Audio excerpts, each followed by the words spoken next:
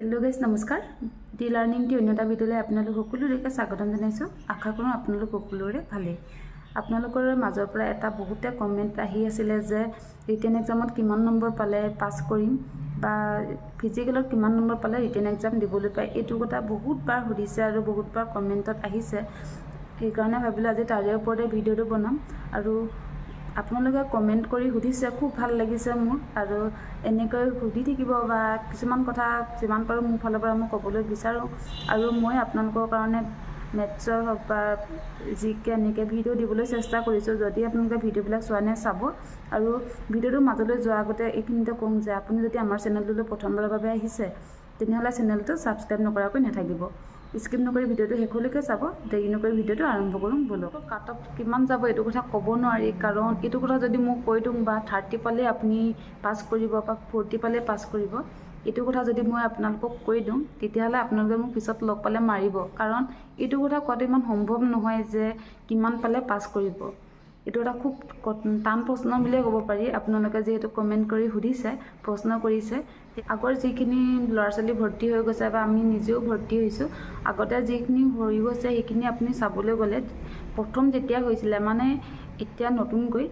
প্ৰথম যিখিনি নতুনকৈ সোমাইছিল 2018 আৰু 19 চনত যিখিনি অনলাইন হৈ গৈছিল অনলাইন হোৱাৰখিনি ৰিটেন এক্সাম হৈছে বা ফিজিকেল হৈছে 21 চনত হৈছে আৰু এইখিনি চাবলৈ গলে তেতিয়া কাটঅফ বহুত হাই গৈছিল আৰু তেতিয়া যেহেতু টাইম পাইছিল বহুত কষ্ট কৰিছিল লৰাছলি বিলাকে সকলোৱে তাৰ পিছত বহুতখিনি কষ্ট কৰাৰ কাৰণে তাত কাটঅফ বহুত হাই গৈছে আৰু ৰিটেন এক্সামও বহুতখিনি হাই গৈছিল কাটঅফ বহুত নম্বৰ পাই পিনি পাব লগা হৈছিল আৰু কম নম্বৰ পোৱা কিনে হয়তো পোৱাও নাছিল সেইখিনি পোৱাৰ পাছত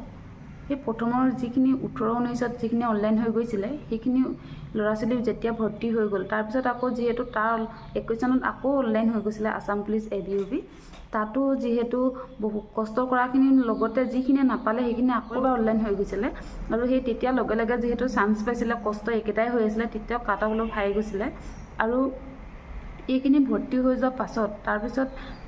যিখিনি ওলাইছিল যে ফৰেষ্টৰ ওলাইছিল এক্সাইজৰ ওলাইছিল তেনেকৈ যিখিনি ওলাই গৈছিল জেল অৰ্ডাৰ কিবা কিবি এইখিনি যি ওলাই গৈছিল তাত ইমান কাটঅফ বহুত হাই যোৱা নাছিল কাৰণ তাত প্ৰেক্টিছ কৰিবলৈ ইমান টাইম পোৱা নাছিল লৰাছলি বিলাকে যিখিনি আগতে বহুতে কষ্ট কৰি গৈছিল তেওঁলোকে অলৰেডি আসাম পুলিচ এবিউবি যি দুবাৰ ভৰ্তি হৈ গৈছিল লগে লগে 22 চনত সেইখিনি পায়ে গ'ল তাৰ পিছত যিখিনি আকৌ নেক্সট ওলাইছিল 2023 চনত ফৰেষ্টতে হওক বা জেল অৰ্ডাৰ এক্সাইজ এইবিলাক যে ওলাই গৈছিল তাত অলপ কম কাটঅফ গৈছে কাৰণ কেলে কম বুলি কৈছো ফিজিকেলত যেহেতু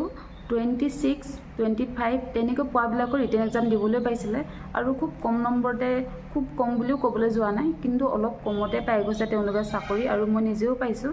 28 26 তেনেকৈ পোৱাবিলাকো ফৰেষ্টাৰত পাই গৈছে বা ফৰেষ্ট গাৰ্ডত 24 কাটঅফ গৈছে যে ফিজিকেলত ইমান কম নম্বৰ ছোৱালীখিনিৰ কথা কৈছো কম নম্বৰ পাই পাস কৰি গৈছে আৰু ল'ৰাবিলাক তাতকৈ অলপ বেছি গৈছে কিন্তু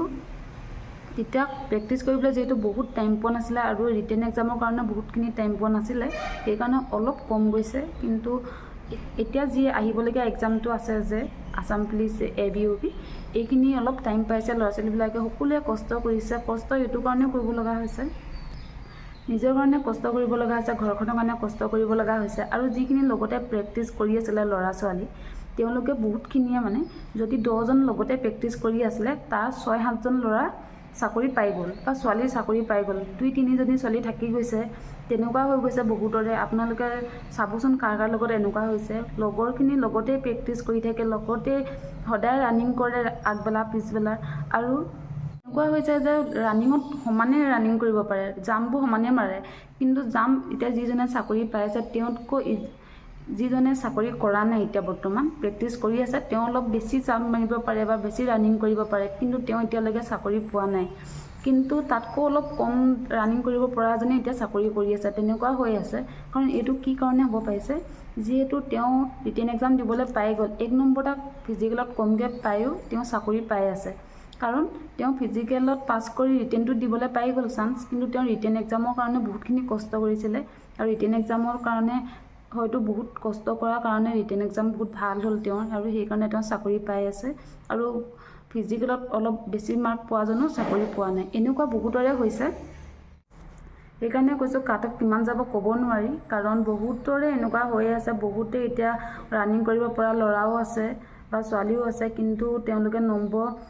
মানে ৰিটেন এক্সামৰ নম্বৰটো কমকৈ পোৱাৰ কাৰণে চাকৰি পোৱা নাই। আৰু এতিয়া যিহেতু বহুতখিনি টাইম পাইছে যে প্ৰেক্টিছ কৰিবৰ কাৰণে, পঢ়িবৰ কাৰণে, সেইকাৰণে এতিয়া ক'ব নোৱাৰি কাট অফ কিমান যাব। আৰু বতৰটোৰ লগতো কথা আছে, যে কিছুমানে ৰানিং কৰিব পাৰিলেও ৰ'দৰ দিনা পৰি যাব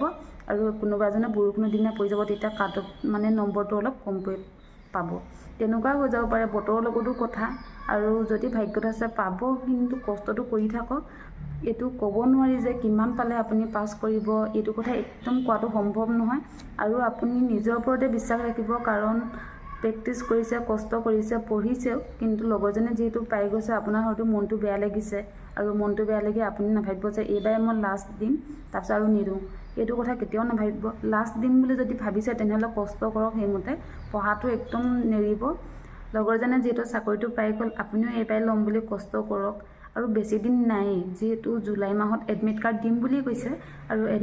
এডমিট কাৰ্ড দিয়াৰ লগে লগে গম পাবই ইণ্টাৰভিউ আৰম্ভ হ'ব বুলি। সেইকাৰণে আপুনি কষ্ট কৰক। মাত্ৰ আৰু 2-3 মাহ বাকী আছে, গতিকে আপুনি চিলেবাছ কমপ্লিট কৰক যিমান পাৰে। আৰু আপুনি যদি আমাৰ ভিডিঅ'বিলাক চোৱা নাই, চাব পাৰে, কাৰণ তাত মই মেথছৰো দিছোঁ লাহে লাহে, আৰু ৰিজনিঙো দিবলৈ এতিয়া বৰ্তমান চাই আছোঁ যে ৰিজনিং কি কি দিম, আৰু জিকেও দিম। সেইকাৰণে আপুনি আমাৰ চেনেলটো ছাবস্ক্ৰাইব কৰি থ'ব আৰু ভিডিঅ'বিলাক চাব। বন্ধুবৰ্গলৈ যিমান পাৰে শ্বেয়াৰ কৰিব। আজি ইমানখিনিয়ে ক'লোঁ। যদি ভিডিঅ'টো চাই ভাল পালে, তেনেহ'লে like, comment, share and subscribe নকৰাকৈ নাথাকিব। নতুন এটা ভিডিঅ'ত আকৌ লগ পাম। ধন্যবাদ।